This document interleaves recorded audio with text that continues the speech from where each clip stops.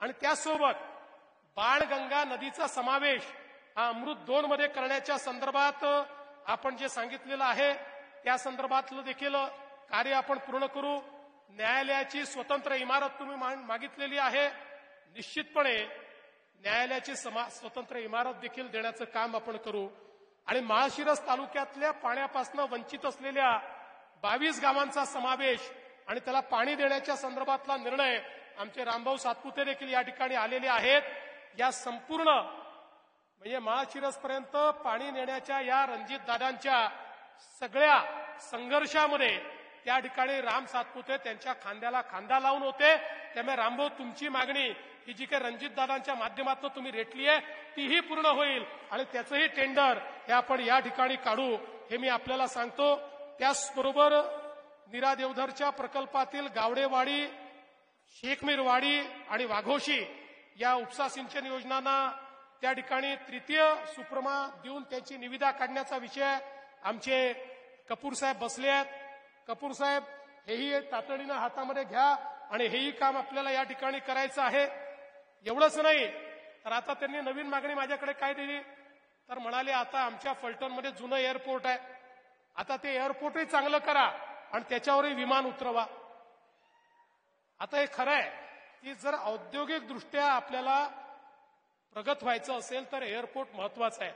पण याचं मी आश्वासन आज देऊ शकत नाही. मी आता या एअरपोर्टवर या ठिकाणी त्या ठिकाणी त्याचं संपूर्ण सर्वेक्षण करण्याकरता एक पीएमसी अपॉइंट करीन आणि त्या पीएमसीच्या रिपोर्टवर आधारित या ठिकाणी पुढचा निर्णय घेईन. जर पीएमसीने सांगितलं रणजितदादा की इथे अशा प्रकारचं काम करणं शक्य आहे तर ते निश्चितपणे मी करून देईल हे मी आपल्याला या निमित्ताने सांगतो.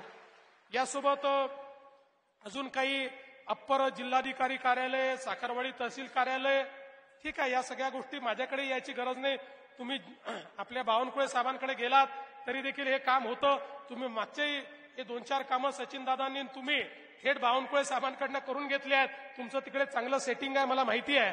त्यामुळे त्या छोट्या छोट्या गोष्टींकरता मला त्रास देण्याची काही आवश्यकता नाहीये. एक सातत्याने मला त्यांची मागणी असते की नाईकबोमवाडी येथील औद्योगिक वसाहतीमध्ये एक लार्ज मेगा प्रोजेक्ट दिला पाहिजे. मी त्याच्या पाठीमागे लागलो आहे आणि मी तुम्हाला तो प्रोजेक्ट निश्चितपणे देणार आहे. काही लोकांची बोलणं चाललेलं आहे आणि तो प्रोजेक्ट हा तुम्हाला या ठिकाणी निश्चितपणे देऊ. यासोबत अजून काही मागण्या आहेत. MSSIDCच्या तर आपण मागण्या केलेल्याच आहेत आणि मला असं वाटतं की एक अजून चांगली मागणी आपण केलेली आहे की यंत्रसामुग्रीनं सुसज्ज असणारं एक शासकीय रुग्णालय फलटणमध्ये असावं. निश्चितपणे त्याही संदर्भातला निर्णय राज्यातलं सरकार घेईल आणि आपलं जे रुग्णालय असेल त्याचं अपग्रेडेशन करून त्या ठिकाणी अधिकची काही इमारत करायची असेल, काही इक्विपमेंट द्यायची असतील तर या संदर्भात निश्चितपणे जो काही निर्णय करायचा तो निर्णय आपण करू. मी आज या निमित्ताने एवढंच सांगतो, आपलं जे महायुतीचं सरकार आहे हे सरकार विकासाचा विचार करणारं सरकार आहे. आम्हाला समाजातल्या प्रत्येक व्यक्तीचा विकास घडवायचा आहे. या महाराष्ट्रामधला दुष्काळी भाग आहे त्यातला दुष्काळ आम्हाला दूर करायचा आहे. आमच्या शेतकऱ्यांना त्या ठिकाणी आम्हाला मदत करायची आहे.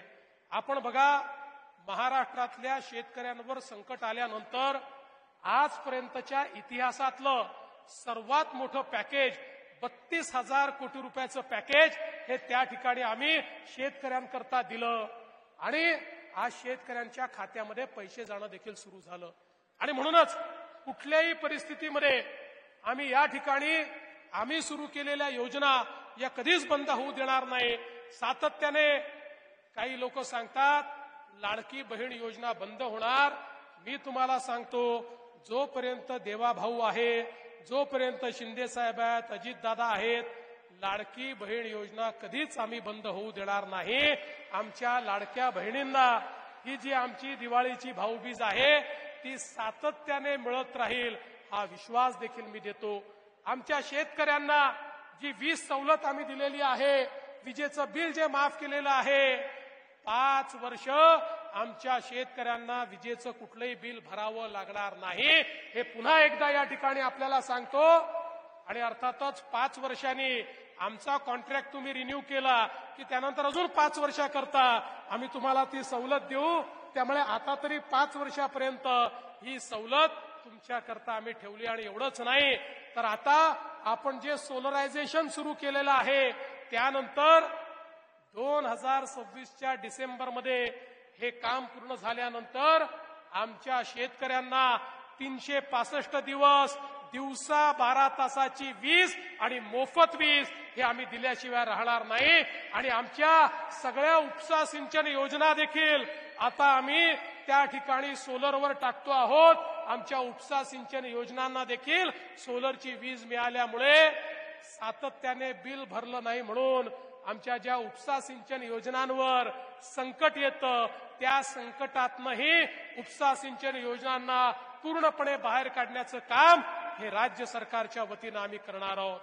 बंधू भगिनींनो, सांगण्यासारख्या गोष्टी खूप आहेत, पण आज एवढंच सांगतो की आम्ही जे काम सुरू केलंय त्यामुळेच तुमचा आशीर्वाद आम्हाला मिळतोय.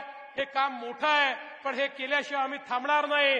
जोपर्यंत आमच्या शेतकऱ्याच्या शेतीला पाणी मिळत नाही, जोपर्यंत दुष्काळ आम्ही दूर करत नाही, तोपर्यंत आमचं कार्य थांबणार नाही.